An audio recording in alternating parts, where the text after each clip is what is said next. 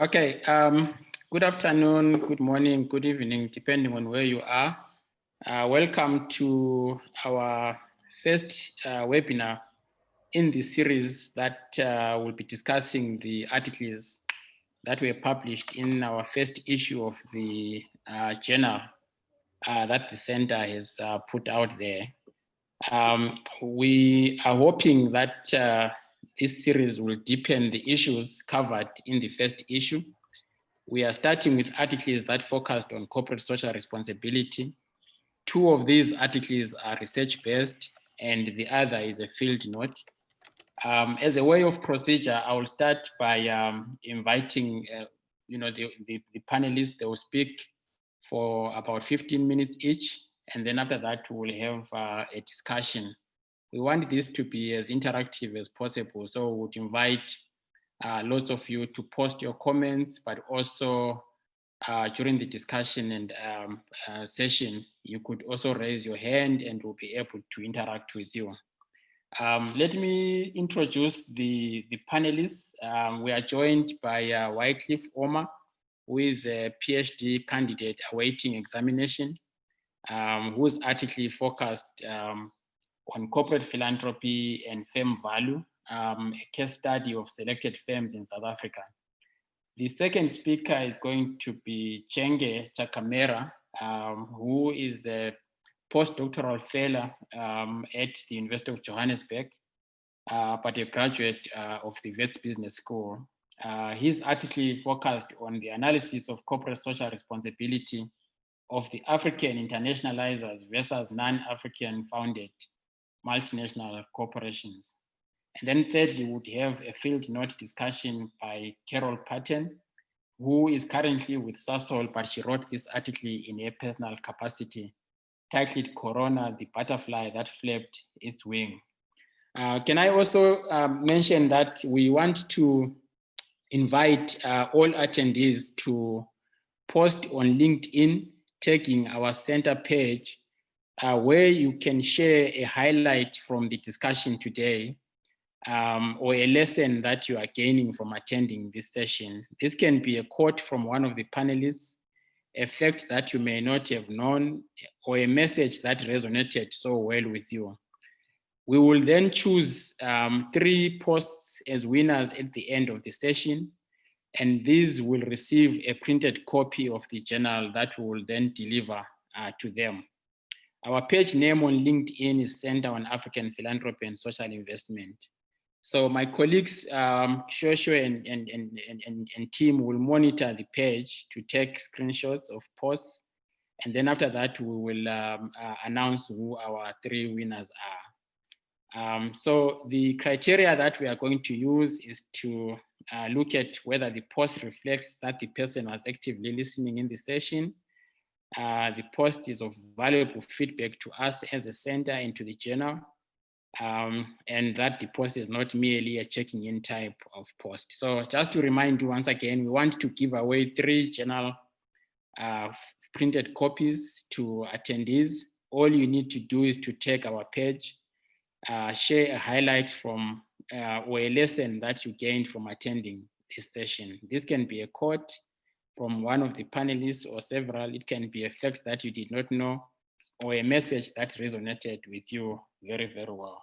So let me take this opportunity to welcome Wycliffe and ask you to take at least 15 minutes, not more, to just talk to your paper and focus mainly on the main takeaway points that you wanted the readers to come out with. Wycliffe, over to you.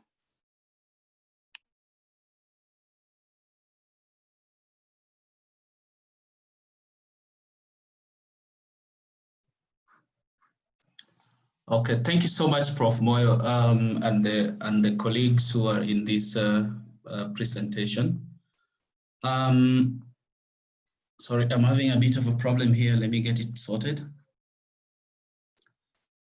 Maybe I'll have to, to switch my video off because it looks like I have a bit of a problem. I was trying to do something new and it's not working. No problem. Okay, thank you so much, colleagues. Upon joining the center in 2019, at the beginning of 2019, I mean, I had a conversation with Prof. Moyo to see where I could bring my my area of specialization to the philanthropy. And to my amazement, I found that there was already a lot of work going on philanthropy because I come from finance or financial economics background. So I was more accustomed to issue of stock prices, risk management, risk analysis, and the rest. So upon this conversation, I had a deep dive into now finding out how philanthropy is related to finance. And there was quite an overwhelming literature which I found out. So I settled on a way of trying to look into if corporations participate on philanthropy, do they have any takeaway out of it? I mean, this is coming from the capitalistic point of view, which is really contested. And of course, if you link this to ordinary investment, like whenever you invest in an organization, usually what is the big driver for many people or many investors is the bottom line. So, and they usually want that bottom line protected at whatever cost. So I went into this and tried to look into how does corporate philanthropy resonate in Africa. In terms of the value created out of it, is there any value created out of organizations just participating in charity? So out of that, I deduced a very narrow definition of corporate philanthropy, where I said that corporate philanthropy is a strategic commitment by an organization to the serving causes or the needy causes in the society. The word strategic commitment is very, very profound because corporations do not only want to put their capital on investments that do not have a return to their shareholders. And normally, there is a conflict between the owners of the organization and the managers, which we call the principal-agent conflicts or the agency problem. And so owners usually want that in any moment that we outlay capital, it must have some reasonable income. So that being the problem, then now we needed to know that ordinarily when the definition of philanthropy is that there is no reciprocal gain or there is no tangible reciprocity within philanthropy, then how does it make sense then to the corporations, especially in Africa? And then that took me to a clear definition of philanthropy, and then it is contested. Philanthropy is contested just within Africa and even out of Africa.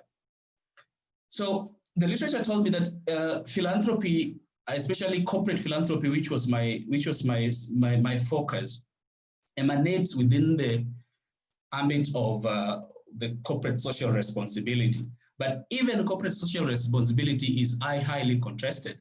If you look at the American definition of CSR, they say that CSR is a discourse and is strongly influenced by their tradition of corporate philanthropy. So in there, you already see that corporate philanthropy is an umbrella under which CSR now finds its niche within the US system.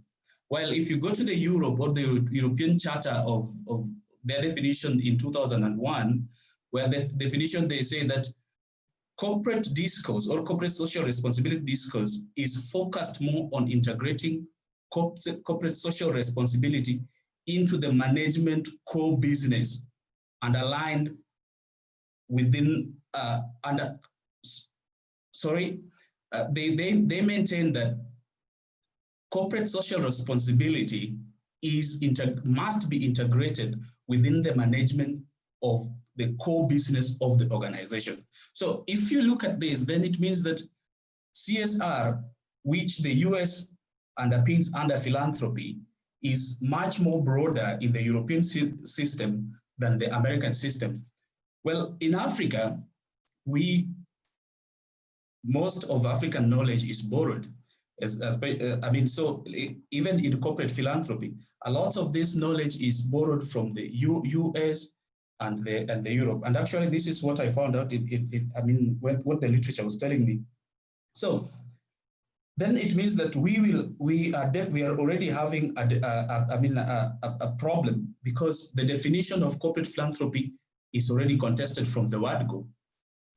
Then for me to get out of this quagmire, I designed that very strict definition where I'm only looking at the amount that is dedicated towards philanthropy by an organization, and then what is their gain out of that amount. So then my study then had to develop certain objectives, which is guided by the literature and also by the theory. So the theory under which my conversation was based on was on the principal agency problem, because obviously, as I have explained, it means that organizations or the owners of organizations will not easily commit funds into the endeavors that do not bring them income. So then my definition of then how did I have to capture this corporate philanthropy? So in my narrow definition, I took corporate philanthropy as just the contribution, the after-profit contribution that organization commit towards needy causes in the society. So then, of course, as a research topic, also as a research discourse, I needed to look at other confounding factors that may encourage philanthropy. But over and above that, I was also looking at what are the motivations that motivate companies to outlay their funds while knowing that immediate outlay may not bring immediate income.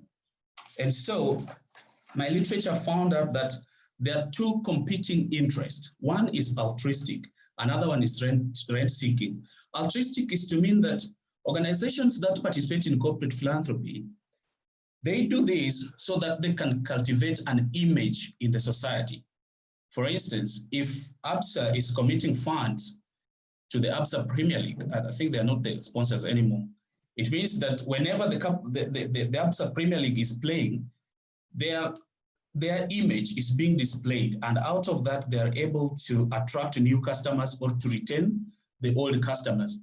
Of course, through their sponsoring and through the marketing that they get out of that. So in the long run, this can result into higher sales, and higher sales obviously can result into higher profit. Of course, that is theoretical. And then another one is rent seeking.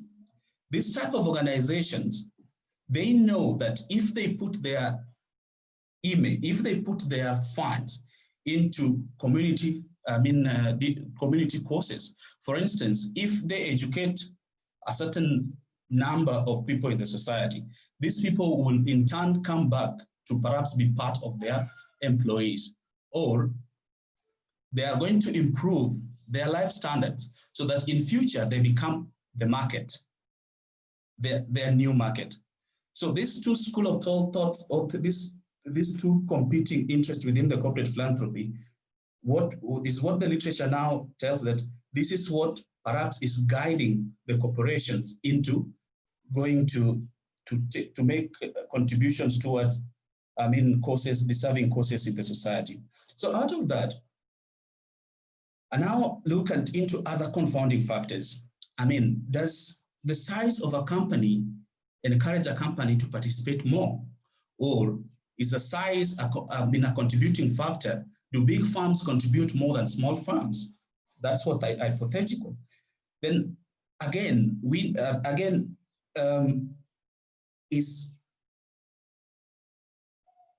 a company's leverage or a company's debt a contributing factor?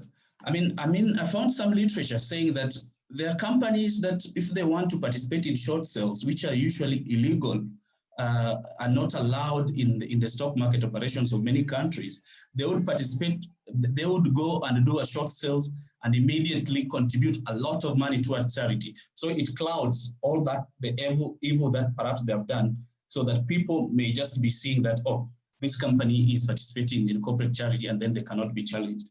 And then again, in terms of also still on leverage, do companies that are heavily levered want to contribute more so that they can attract more capital, or they can attract more favoritism from the authorities and even from the banking sector?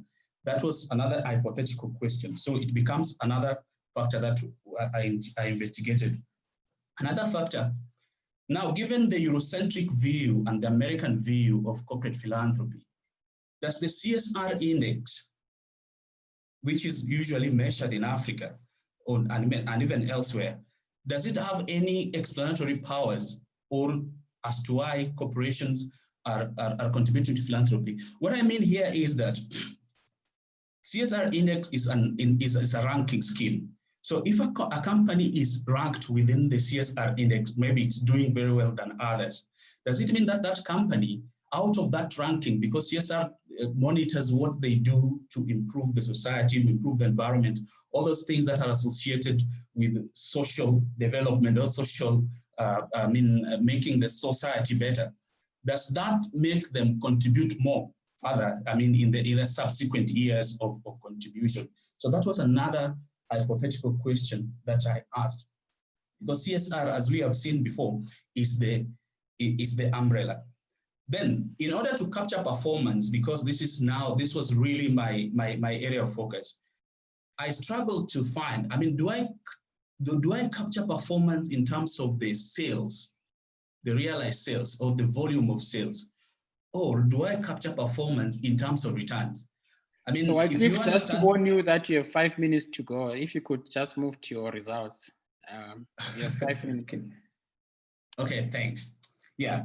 So I captured my corporate performance, or the performance of a company that participated in corporate donations or corporate charity through their share performance. Because as we said before, is that management and the shareholders are at conflict. Management want to do what they think is best to improve the sales of the organizations, while the shareholders only want to commit into projects that they think is important to them. So in many cases, you'll find that shareholders would want that, okay, give us our income through dividends so that we can participate on philanthropy or charity on our own. But this one becomes a problem because there is usually problems of taxation. It's not well defined in Africa, but other areas it is defined. But still there are avenues under which if you contribute through charity, you can, especially through a corporation, it can be expensed so that it becomes a deductible in tax. Now, so then I now look at the data, especially looking at South Africa. I looked at South Africa because South Africa, well, I looked into Africa, but I chose South Africa. South Africa has companies that are well-based within the African countries. They are the leading institutional investors in many African countries, and they're also cross-listed in most of these African countries. So out of that, I chose South Africa as a representative sample. Okay, what the results showed me is that corporate charity is aligned mostly to the changes, or the what I call the legal changes that came through South Africa through the King's reports, especially King 3 taking place in 2008, 2009. Out of that, we saw that there was now a steady growth in corporate philanthropy or corporate contribution as a percentage of the shares through 2008. By the start of 2008, there were very few firms actually, but the end of 2018, there are more than 113 firms from around 8 or 13 firms that were participating at the beginning of the time. So that one showed that there was a steady trend, and what it shows is that given as time goes, it means that corporate philanthropy is growing in the continent. So I found that my ultimate results showed that corporate philanthropy is much more, firms that participate in corporate philanthropy, in most cases, they are big. Their assets are bigger than by size. They have higher number of assets or high worth. The assets are worth compared to the small funds. And then the companies also participate on philanthropy sometimes because they are levered. So they want to cultivate some image in the society, so that their participation in corporate philanthropy helped them to deal with their debt issue, and also found that corporate social responsibility, the index, the positioning of a company on corporate social responsibility is a high contributing factor into their performance or into their participation on corporate philanthropy. Well, in conclusion, corporate philanthropy seems to be still nascent, but it's growing steadily.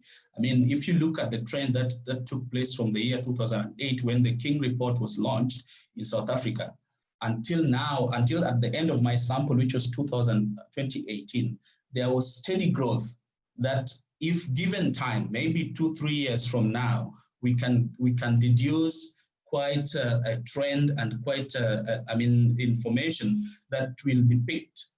And even if someone goes into a specific analysis or a case study of specific companies that participate so highly in corporate philanthropy, I believe that it will show that these laws that were introduced in 2008 have been able to encourage corporate philanthropy. And that as a lesson to most of African countries, we know that corporate social responsibility laws that govern corporate social responsibility or corporate donation or corporate charity as per this study are still very lacking in Africa. And that one goes into policy to challenge many countries into enacting laws that will encourage corporate charity, because as we know, there is so much that charity is doing, that philanthropy is doing to bridge the gap, especially in providing public goods that the government may not be able to provide. I thank you. Okay, thank you very much, Wycliffe. We'll come back to some of the issues that we have raised. I think key among those will be to re-articulate what your findings really mean, especially when you ask the question, what variables influence firm value and what influences companies to donate? And you have lots of tables and formulas that we were using, and I was afraid that we were going to spend time on that and get everyone lost. So thank you for keeping it simple and to the point. So we'll come back to you. I just want to check whether there are any immediate questions given the content that I think is heavy for us to just go through to the next one. If there are any questions that people might have, we try and respond to one or two now, then we'll come back to Wycliffe.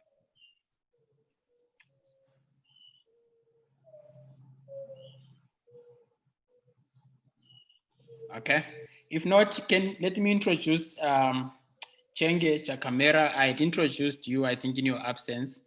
Again, we want you to focus on the key takeaways from your article. 10 to 15 minutes to present what your article is about, and then we'll come back to discussions. Over to you, Chengete. Okay, thank you, Prof. Hello, everyone. Can you hear me? Yes, we can hear you, Chengete. Just proceed. All right. So my research project was almost similar to what has been presented by Wycliffe just now. However, maybe our findings are somehow not similar, but it's a good thing because it will attract debate as we move forward. Just like Wycliffe, I'm also from economics background, so I was not really into the area of philanthropy, especially when it comes to the other issues that are particularly relevant to the area of philanthropy. But I also spoke to Prof. Moyo. I had to bring my economic aspect in the area of philanthropy. So initially, Chengete, can I ask you to switch on your video so that delegates can see who is presenting? Okay.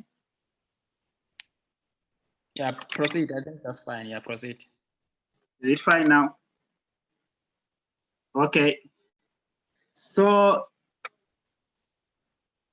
as I said earlier, my research is almost similar to what has been presented by Wycliffe, but our findings are somehow different, which is a good thing because it will attract a debate that we're going to have here. So for me, I'm going to move straight to my topic. So I looked at the relationship between in fact, I analyzed the corporate social responsibility performance of multinational corporations. So my focus was not really on domestic firms. The reason why I focused on multinational corporations is because starting from the beginning, there is an ongoing debate when it comes to the performance of multinational corporations in general, especially in the area of philanthropy, because some, they believe that they are not doing enough to help the communities where they operate. So I was attracted by those arguments. Some, they also say they are doing their best to make sure that the environments where they operate are also benefiting from their operations. And there are also regulations or rules that the governments in various countries, they also put in place to make sure that the multinational corporations are also contributing to the communities where they operate. So as I looked at the issue, I was mostly attracted by what one of the scholars, Orok 2013, said when it comes to multinational corporations. He said the key drivers of globalization, which are these transnational corporations or multinational corporations, sometimes the terms they are used interchangeably, though they are slightly different, may act responsibly in their global north home countries where there is a combination of legal mechanisms and fear of civil society activism associated with corporate scandals. There does seem to be equivalent globalization of such, there does not seem to be such equivalent globalization of such responsible practices when it comes to Africa. So his argument was saying when it comes to the practices of multinational corporations in developed countries is slightly different from what they tend to do in developing countries such as Africa. That was his argument. Then there was also another author who said corporate social responsibility of domestic-owned firms tend to support philanthropy and economic development, while those of international companies or corporations such as multinational corporations are supportive of product responsibility. So as you see further, there are different forms of philanthropy or of different dimensions or aspects of philanthropy. So this author argued that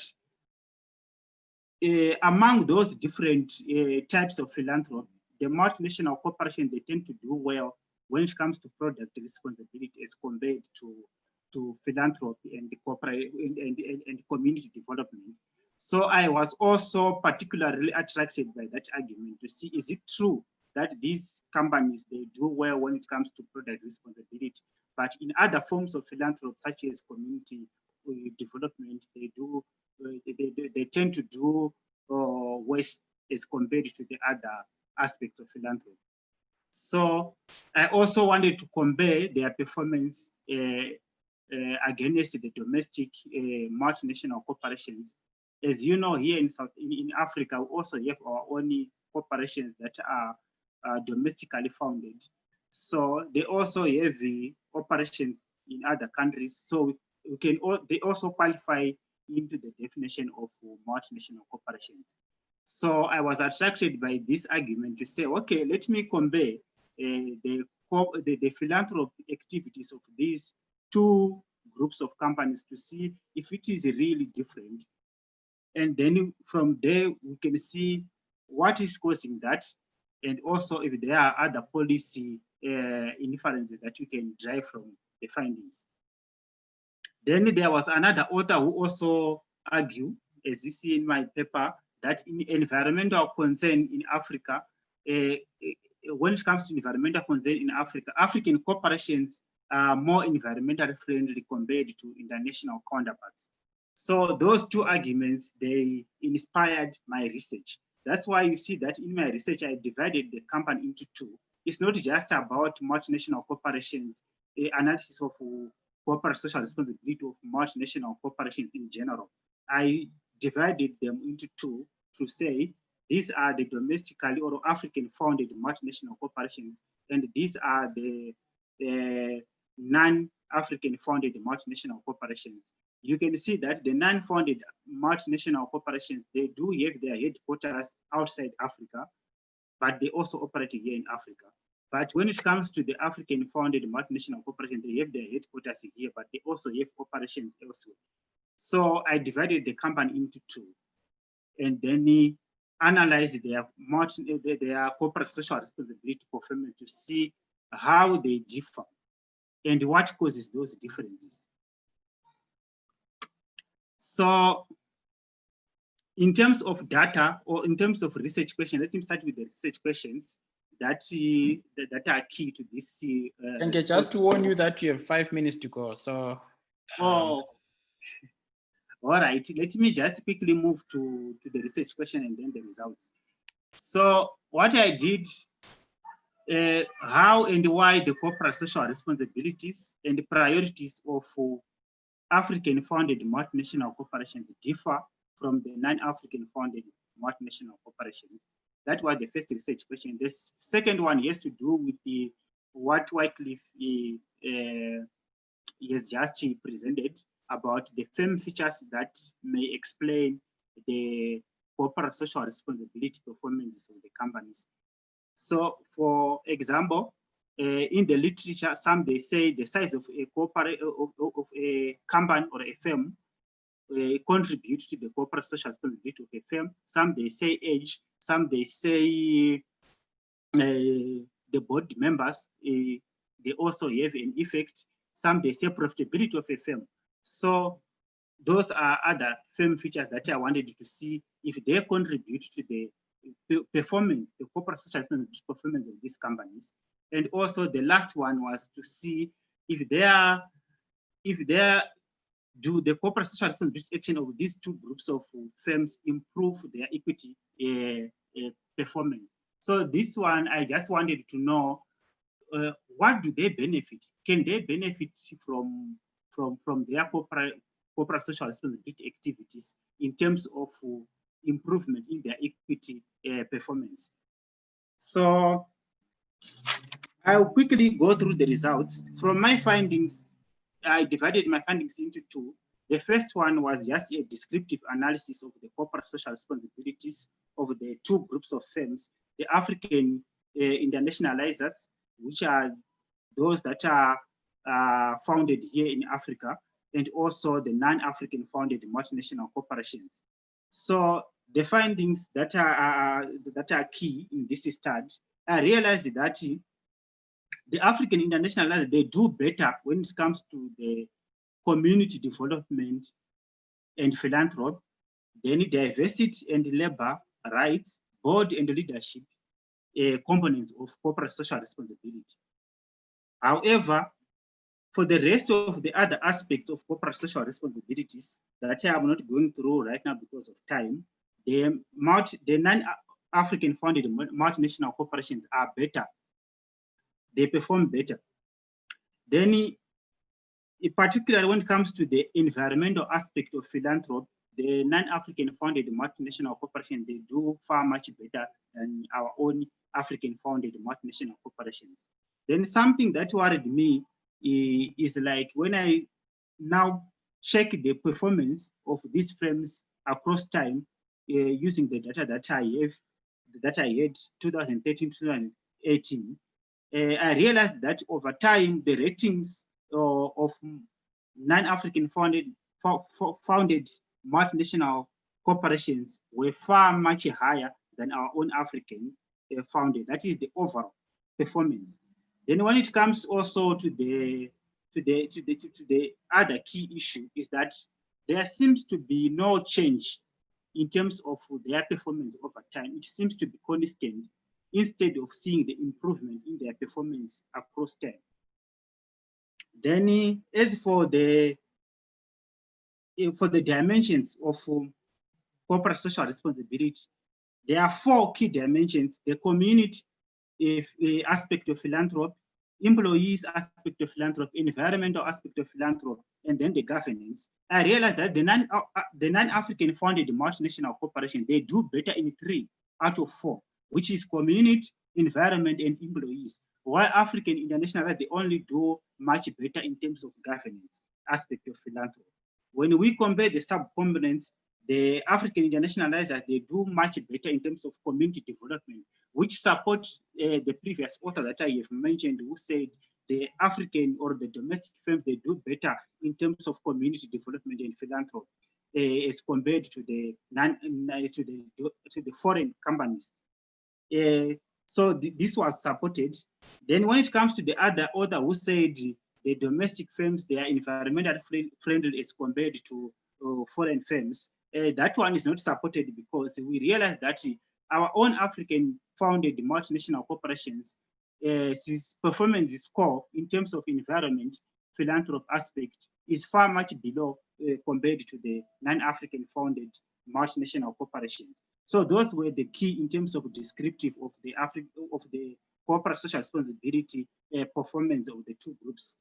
Then finally, as for the firm features, I realized that size and age, they contribute to the performance of these firms in terms of corporate social responsibility.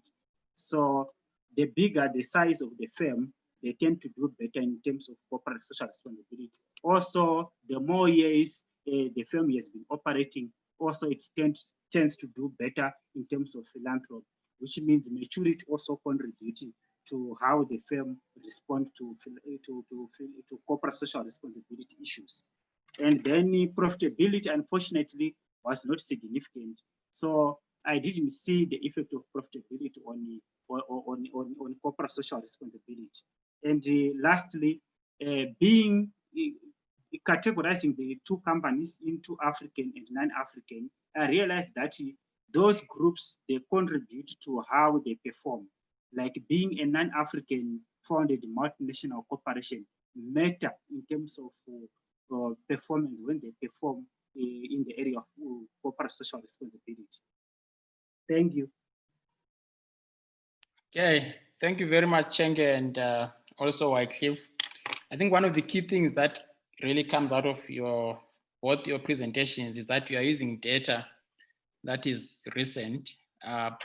With that as it may, that data is not really complete, and so we will need to find ways of continuing with these studies to make sure that as soon as we get more data, we are able to update some of your formulas and some of the findings that you are coming up with.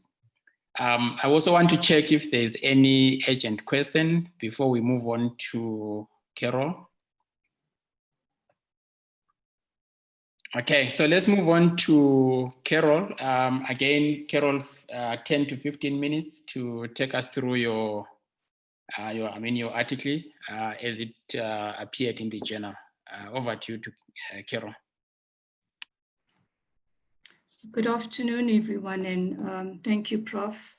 I think being part of this panel just came at a very opportune moment as we had transitioned even as a company. So I'm not here in the capacity of Cecil, but as Carol. And this is based on 20 years of being in the field, so to speak, both from a corporate perspective, international development, a stint with government in a former life, and coming to a very important conclusion that as much as so much changes, there's so much that remains the same. And COVID-19, I think I had worked very closely during the COVID-19 peak season. And it lent itself, I guess, to the use of the metaphor for the butterfly. And chaos theory, that you needed something small or what seemed small to unearth a lot of the underlying issues. So there's nothing that I would put on the table or that would have emerged in the article which is unknown. I think for the longest time ever, we've been saying whatever's been said. We have studied, we have analyzed, we have criticized, we have reported, we have done all of that. And we still seem to come back to the same starting point. And that is when I asked myself the question as to why. What I realized was that, and I mentioned this in the article, was this constant courting of the decadent discourse. And it's sounded very flowery at the time, but it's our use of words, of narratives and euphemisms, and our preoccupation with it. But at the same time, the use of all these words, it's also some sort of self-proclamation, but you couldn't see the evidence on the ground. And by that, I mean, for years, you have been seeing empower, uplift, upskill, and it goes on. And in the COVID era, we're pivoting with purpose. And again, you go back into the trends and the rhetorics that exist. And in all of that, I stepped away from my role, stepped away from my position of privilege, because of the mere fact of where I was and where I am. And I asked myself one fundamental question: where's the voice of the person? Where's the voice of the people? Where's the voice of the impacted soul? And if it was me, how would I want my story to be told? What would I have wanted both corporate, academia, and everybody else who are all in these different theaters voicing whatever they had to voice and needed to voice, but what would I have wanted them to say about me? I come from a background of poverty. I understand it. I understand the struggle that I had to come through. So I was challenged to look back and answer truthfully. There's something that came up even with the previous presentations of, well, whether you're in Africa or whether you're in Timbuktu or whether you are wherever you are, there was this constant seeking of what do you define it? Is it corporate social responsibility? Is it corporate social sustainability responsibility? Is it philanthropy, which in the corporate space is sometimes regarded as that dirty if sounding word, and you never get an opportunity to use it or explore what it truly stood for. And so there was a constant asking, and I remembered a time in a meeting a couple of years back, I was asked, so how would you define social investment, or how would you define social responsibility? And this is not authentically mine, my answer. I had read it, heard it somewhere, where it simply said, call it whatever you want to call it, but just do the right thing right. And this article was bearing testimony to that. So what is the right thing? Most importantly, during this time, I also realized that we had also protracted dialogues and monologues. And I say the monologues because depending on which room or boardroom or platform you were on, one also saw an absolute preoccupation again with one's own voice. So again, you walked in, you got a perspective, but not all perspectives. You heard about the stakeholders, you heard words like community and everything else. And I'm like, but I don't hear them. They're not here. They're not in those presentations. They're not in the PowerPoints. They became very sought after commodities when we needed to justify why we should exist. And this is not only me saying this about corporate, this is me saying this about everybody who raised up their hand and said, we stand here for the underserved. So it's everyone. And yes, again, I was challenged. And I think why I was able to verbalize what I did was given this opportunity by Prof. Often when I had to write for corporate, I was told I'm too technical or sometimes could lean on the academic side. And when I went to academia, I was told that, well, you're being too corporate in the way you write. And I had to find my voice. And in this season, And with this article, it was finding that voice and expressing it the best way that I could, but also being very mindful of, well, what about the millions and millions out there that also could express this far more beautifully, far more, could articulate this in a way that I couldn't.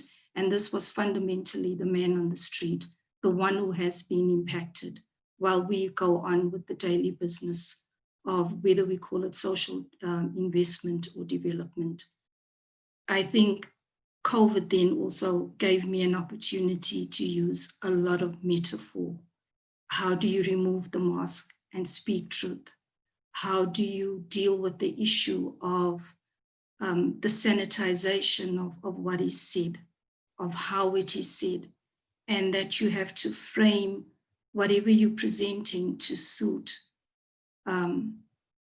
the institution or the person or the organization that has the greater platform. And so often you would dilute, often you would exaggerate certain truths because the time or the moment demanded it. And again, the voices were not there. An interesting thing happened during the COVID period. So I actually won't be needing the 15 minutes because I think whatever I may say, whatever I may put on the table is something that is known. It is not unknown. We all have different ways of finding that, packaging that, and presenting it to an audience like yourself, whether in its simplest form, whether with extreme mastery, through research and data, etc. But we're fundamentally coming back to the same thing of what is the right thing then to do. I also believe that, and I call it mind your language, that we have also,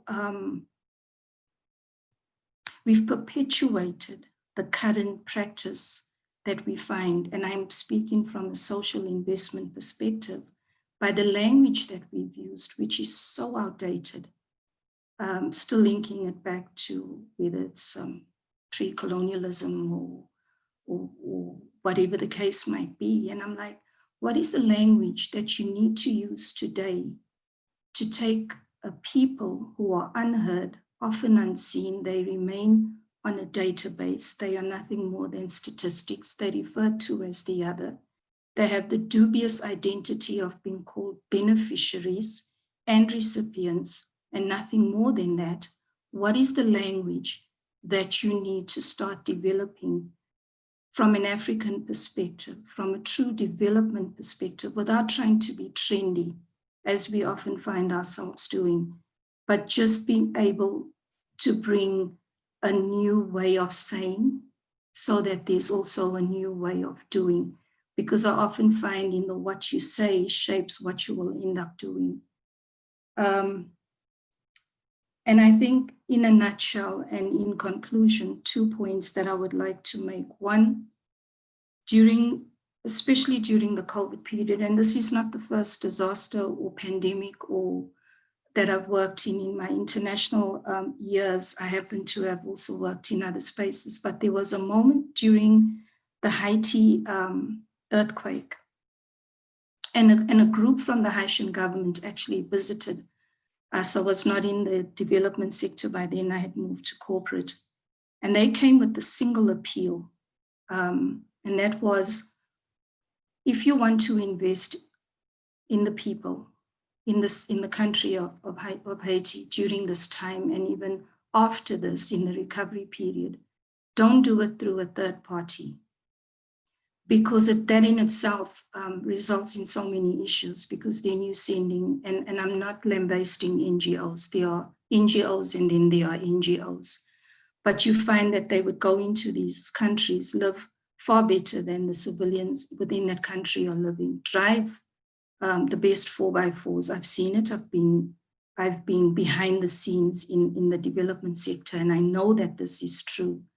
And often, even the value of certain accommodation is inflated during that time, because you've got all these expats, you've got all these foreigners coming in through predominantly NGOs. And so we place ourselves within a country that is reeling from whatever devastation, and you find your civilians are seeing that. And he turned around and said, well, if you want to invest, invest directly with the people. Invest in their little businesses that they need to build up again. For those that are saying we need to start a school, invest there, find those links, and there were links. Of course, it didn't happen because most of the time we want to work through verified and audited organizations. So there's very little faith in the actual communities themselves and the ability to rebuild.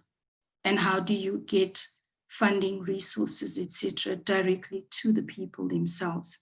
And Corona and that article was saying, is it not a season or a time where we sort of reshuffle, where we change those power seats, where we say to community, you have a seat here and let's do this together. And it's a big challenge to do that because, and I know from a funding perspective that we have a very risk-adverse mindset. And at some stage, and we've seen the giants falling from corporates, etc., because of mismanagement, because of corruption, because of bribery. So no one is immune. But at which point are we willing enough to trust the people of our nation, the people of our continent, that they know what they need to do and stand with them and walk with them? And yes, it's a new way of thinking, but maybe then all the words that we've been using or the rhetoric that we are constantly flaunting will actually become a truth as opposed to us just saying it. And in conclusion, one of the authors or writers of our time that really shaped and influenced the thinking as that article was written was W.E.B. Du Bois. And for most of us, we would know him as a socialist, an activist, an academic. And it was, his book, The Souls of Black Folk, written in 1903. And what is interesting, it was a book written in 1903, and it still speaks to the times that we're in. But there's a quote from him that I'd like to end with, which talks about the language that we use and what we will call people and what we will call a situation, and then sort of frame our response to it, either through philanthropy or social investment, etc. Often you find that when reports come back after studies have been done, we love the word, these are the challenges that we're addressing. And a challenge is a problem. But we have never or very seldom shaped that and will flip it on its back and talk about what are the opportunities, what about the resilience of people, what about their own deeper creativity, what about the fact that they've been there long before we were and they keep going even if we're not there. And so for me, Du Bois summed it up, because I think we tend to use the language that we use and we want to keep human beings as under the identity of problem and challenges, because then we're afraid to create redundancies, because one would say, well, why would we need you, academia? Why would we need you, civil society or NGO? Why do we need you, corporate? And without realizing that as you deal and as you create these redundancies in different situations, you have opportunities arising elsewhere because the need is that great. So Du Bois, in his analysis of all of this, said, between me and the other world, there is ever an unasked question, unasked by some through feelings of delicacy, by others through the difficulty of rightly framing it. All, nevertheless, flutter around it. They approach me in a half-hesitant sort of way, eye me curiously or compassionately, and then instead of saying directly, how does it feel to be a problem? They say, I know an excellent colored man in my town, or I fought at Mechanicsville, or do not these southern outrages make your blood boil? At these I smile, or am interested, or reduce the boiling to a simmer, as the occasion may inquire. To the real question, how does it feel to be a problem? I answer seldom a word. And so I think in conclusion, it comes back to that. We're at that precipice, we have an opportunity to relook it, to rechange it as a collective, and to maybe come back to the basics and the fundamental that at the center of it all, we're actually speaking about human beings, whether we would refer to them as whatever we choose to. They are human beings. Thank you. Thank you, Carol. Thank you so much. I think that like you, we at the center are also walking a tightrope, partly as academic through the research that we conduct, but we are also aware that, that on its own may not really be, may not resonate with most of the constituency that we work with. And we also try to do practical connections as well. And so the idea to invite you and many others to reflect on your day-to-day experiences is to make sure that we are not divorced from reality. We are not divorced from what the practical activities on the ground are actually bringing out. And so thank you so much for that. I just want to remind colleagues as to why we started the journal.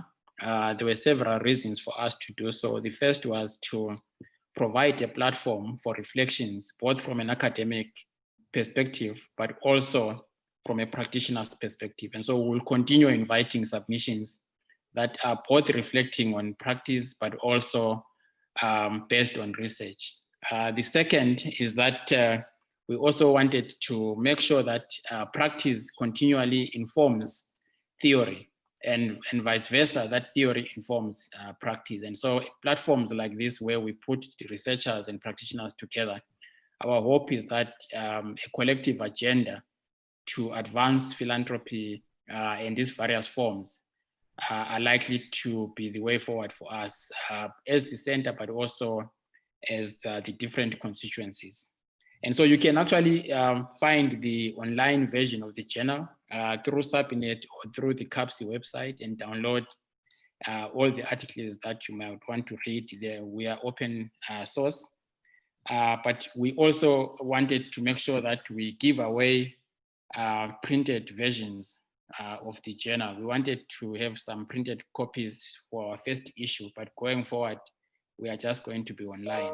So let me remind attendees to post on LinkedIn, tagging our page where you share a highlight from the presentations or a lesson that you might have gained, or it can be a quote or a fact that you did not know, or a message that resonated with you very well.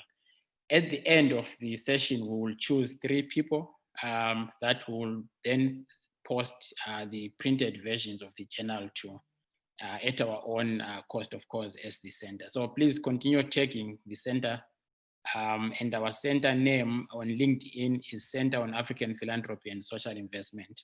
So let me open the floor for comments and discussions. But before I do that, I wanted to recognize comments that have come through from Sheila Castro and Kathy Duffy, where I think there are issues more of nuance for the presenters. I think in particular Wycliffe and Chenge, just to nuance the framing, especially around, did the King report advance philanthropy, corporate philanthropy for that matter, or as Kathy put it, it might have advanced reporting and transparency, but not really advancing corporate philanthropy itself. And I think also the issue around when was corporate philanthropy or giving stimulated. Sheila draws your attention to the 1970s by the Sullivan Codes. So I think these are comments for nuance and framing. So let me invite colleagues to either share their comments, or you can actually raise your hand and we recognize you.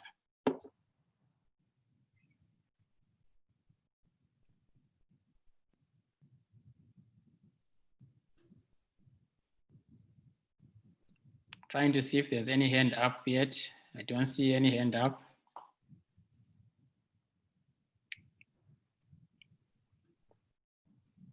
While I'm waiting for the hands up, let me go back to you, the 3 panelists, and ask you to, maybe Wycliffe, to make 1 or 2 points that you think are the key takeaways from your article, and also, if possible, Chenge also to do the same. I think Carol, you have pretty much clear, but if there are several points that you want to make, please use the opportunity to do so. So I'll come back to you, Wycliffe, while I'm waiting for people to raise their hands or to post their questions.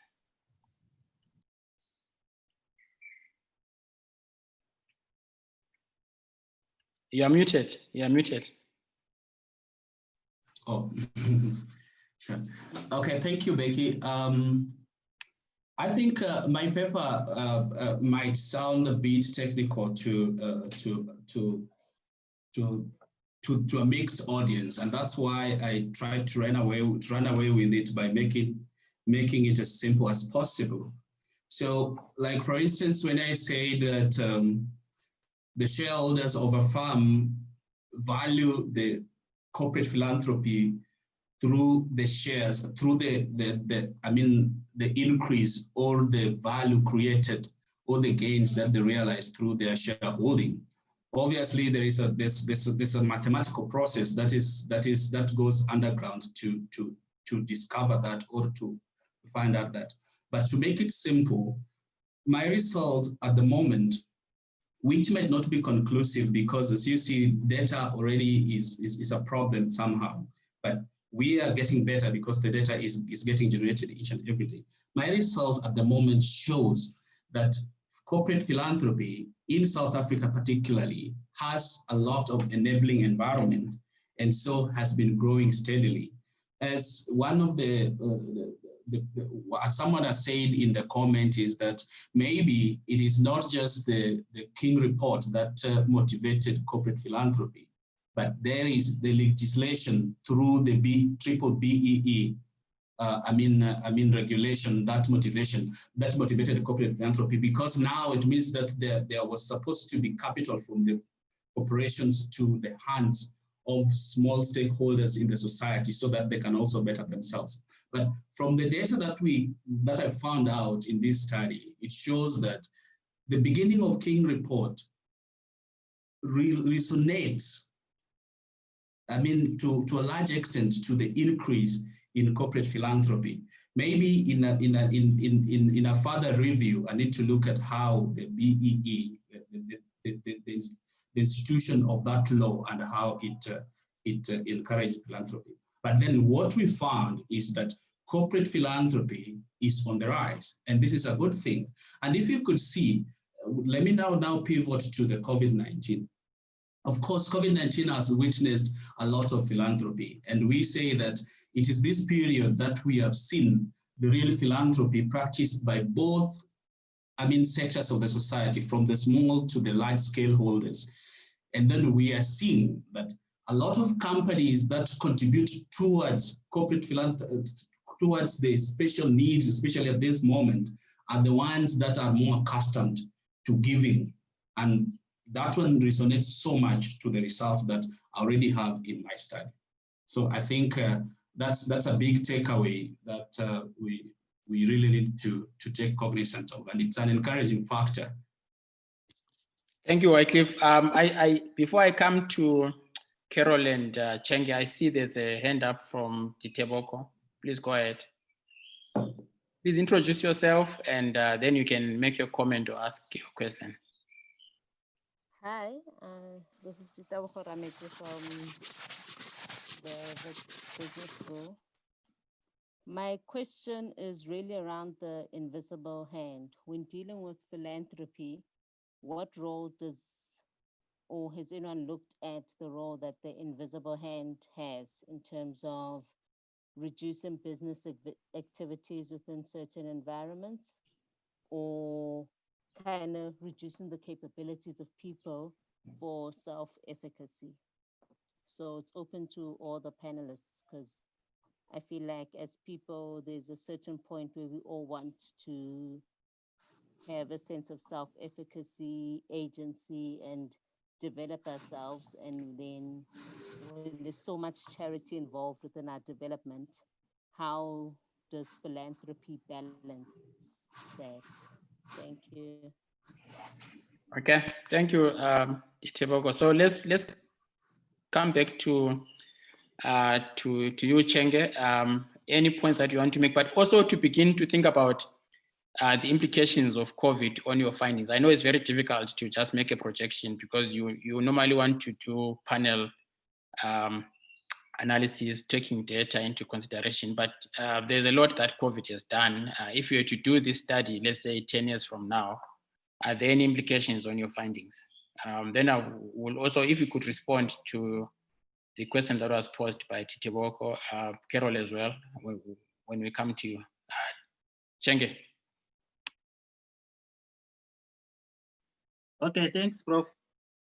As for my analysis, the key points that I have is the differences that we see in the corporate social responsibility performances of the two groups of companies that I have in my study, those that are founded in Africa and those that are not African founded. And all these groups are multinational corporations. So, as I said in my presentation earlier, what really motivated my study were some of the arguments made in the literature, especially by two of the authors. One of them said domestic companies, they do better in terms of philanthropy and economic development as compared to the foreign companies. So this one is an interesting point that attracts further interrogation. And then the other one argues that when it comes to environmental concerns or maybe philanthropic aspects that has to do with the environment, the African corporations tend to be more environmentally friendly compared to the international counterparts. So these arguments were made in the reports that were published in 2016 and 2010. But by now, maybe things have changed. But I was motivated to do this research from these two arguments. So based on these authors, my findings agree with one of the authors who said our own African founded companies, they tend to do better in the area of philanthropy and economic development compared to the foreign founded multinational corporations or foreign companies. So this is an interesting observation that we have to say, okay, as philanthropy is divided into several aspects, we have the community aspect of philanthropy where we have philanthropic and economic development aspects, and also the other elements that are there from the data source that I extracted my data. And then the non-funded multinational corporations, surprisingly, when I compare now the four major types of philanthropy, that is community, the community aspect of philanthropy, and then employees, environment, and governance. For these four, I realized that the non-funded multinational corporations, they actually do better in 3 out of 4, that is community, employees, and environment. While our own African founded multinational corporations, they only do better or they surpass their counterparts in the area of governance. So this governance covers things such as leadership and also board composition, among others. So that was something key to take note of. So in summary, my findings are agreeing with the author who said our own African companies, they do better in terms of philanthropy and economic development. But there are still questions that we still need to raise, or more discussion is still needed. Even as I look at the paper right now, I agree with Prof's email when he mentioned that the papers he also received communications from other people saying the papers, they need more discussion. I agree with you, Prof. I also see that more discussion is still needed to come from the findings to develop the paper further. Then the other one, which is key here, is the issue of environment. Then this author said our own African-founded multinational corporations, they do better in the environment aspect of philanthropy as compared to the foreign. But my findings, they oppose that that observation. So my findings are saying the non-funded multinational corporations, they do better in terms of environmental aspect of philanthropy as compared to our own African.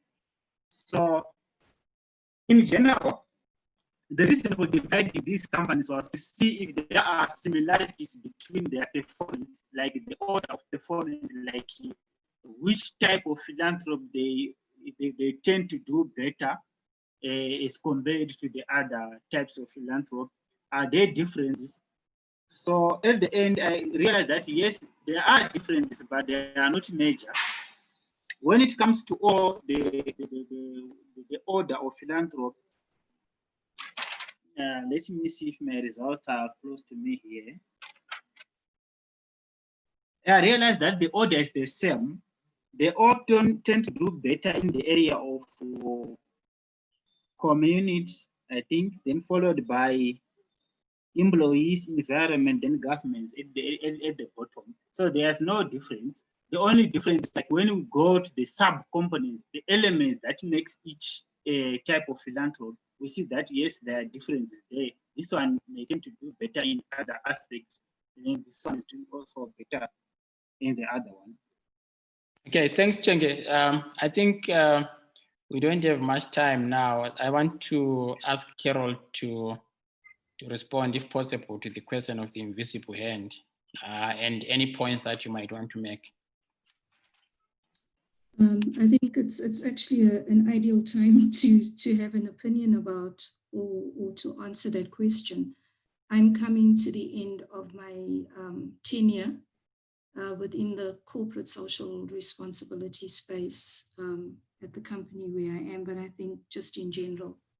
So possibly a little bit more bold in what I can and cannot say. And that's the scary part, that you wait for such a long time before you stand for truth.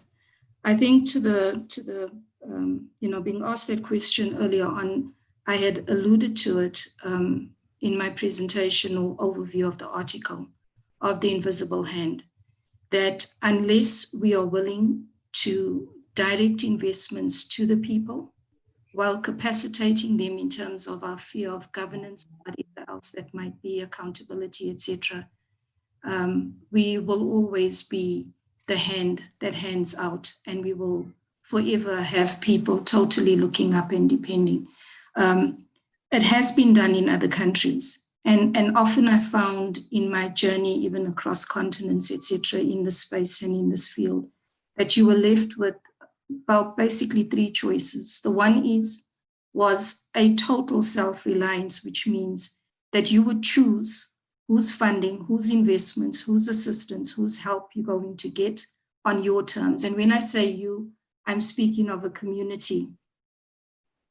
The second one is that you totally reject or push back any forms of help from what you would perceive as somebody who would take that independency away from you, and that you're going to go it alone. Has it been done? Yes, it has been done in countries across the world, by communities across the world. And thirdly, if you're going to say yes, because there's one thing that community needs to understand is that they do have power, that anybody going to them needs their yes to justify why they exist, whether you need it for their reputation, for points, or whatever else the case might be. So it's not to say that community has nothing to offer. It has so much more to give. And that's the wealth that exists even the poorest of communities. My acceptance of whatever program, of whatever investment you're going to put on the table. And I think we have just not opened that up to such an extent. And you call it a bondage if you want to, slavery ends, you go stand in the sunshine, and then you go back into the dark again. But it's how do you keep people out in the sunshine? How do you sort of lead them into seeing differently and thinking differently? And it is a big paradigm shift, because the question is asked before corporates were there, before charities were there. How did we make it? We made it because we had each other, and that's how we were pulling through. But yes, we also have a leverage now in that even they, and I'm talking about they as though I'm standing on the other side, also do have a responsibility from what they've taken away from community in one form, shape, or the other. So it has been done, it can be done. And I guess it's going to take a whole new generation of CSR or development practitioners, etc., people that are really gutsy to stand up and take this proverbial bull by the horns and redirect it. Thank you. Thank you very much, Carol. I think we are coming towards the end of the conversation. I just want to check if there are any questions before I draw this to a close. I don't see any hands up. I have not received anything from the team regarding the competition, so I have nothing to announce. I'm assuming that there wasn't any tagging or any comments that were sent to the LinkedIn page. If something does come up, then I will be able to get back to you if the team says there were these comments, but so far I haven't received anything. So let's draw this to an end. I want to thank everyone for joining the webinar, especially for us who are based here in Southern Africa and parts of the continent during lunchtime. It's a very difficult time for people to leave their lunch and come to join an academic webinar. But nevertheless, thank you for taking the time. And we are trying this series of webinars to make sure that we try and disseminate the contents of the journal. So we will be having a follow-up conversation on the 9th of November. So we will send invitations and the adverts out. And the 9th will focus on two speakers. One is going to be Marlene and a colleague from Senegos. They'll be speaking to the field note and the impacts that COVID has had on their operations and what they have seen. And then secondly, we would have an academic-based presentation by Jacob Marty, who is based here in South Africa, but his paper will be focusing on philanthropy in the contemporary environment in Kenya. You'll be looking at agency and structural determinants. And so we will send information out for that particular event, which will be on the 9th of November. So let me take this opportunity to thank everyone and wish you a lovely afternoon, evening, and morning for those who are joining from other time zones. Thank you very much, everyone. Take care. Thank you, Prof. Thank you. Thank you. Bye. Thanks, Prof. Bye. Yeah, bye. So much, everyone, for listening. Thank you.